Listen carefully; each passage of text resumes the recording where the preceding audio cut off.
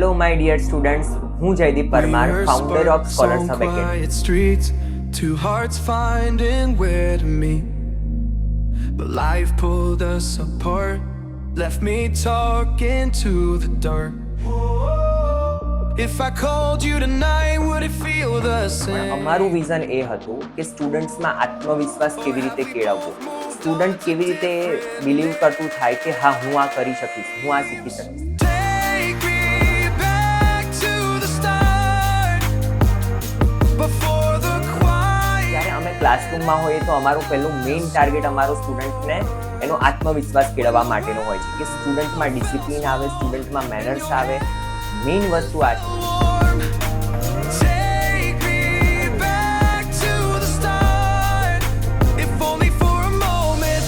સ્ટુડન્ટ્સમાં આપણે સારા સંસ્કારોનું સિંચન કરી શકીશું તો એ આગળ જતા દેશ માટે સારામાં સારું નાગરિક તો બનવાનું જ છે. અત્યારે એજ્યુકેશન સાથે સાથે સ્કિલ ડેવલપમેન્ટ મેઇન રિક્વાયરમેન્ટ છે. તો અમારું ઇન્સ્ટિટ્યૂટ એજ્યુકેશનલ એક્ટિવિટી સાથે other activities like cricket tournament કરવી, સ્ટુડન્ટ્સ જોડે પિકનિક અરેન્જ કરીને સ્ટુડન્ટ્સને ફેમિલી એટમોસ્ફિયર આપવું, તો આ જ બધી એક્ટિવિટી સાથે અમે સ્ટુડન્ટ્સના ઓવરઓલ ગ્રોથ ઉપર ધ્યાન આપીએ છીએ. અને આ સાથે સતત 3 વર્ષથી છેલ્લા 3 વર્ષથી નિકોલ અને નરવામાં પરિણામની દ્રષ્ટિએ નંબર 1 આવતી સંસ્થા એટલે સ્કોલર્સ હબ, જે અમે ફક્ત બોલીને નથી કરતા, તમે ક્યાંય પણ રિઝલ્ટ ક્રોસ વેરીફાઈ કરી શકો છો છેલ્લા 3 વર્ષથી. તો અમારું મેઇન ધ્યેય એ જ છે કે સ્ટુડન્ટ્સનું ઓવરઓલ ડેવલપમેન્ટ. નરોડાની ટોપ સ્કૂલોમાં 1st, 2nd, 3rd રેન્ક ઉપર આવતા હોય સ્ટુડન્ટ, તો એ સ્ટુડન્ટ ક્યાંથી હોય છે? તો સ્કોલર્સ હબ સંસ્થામાંથી.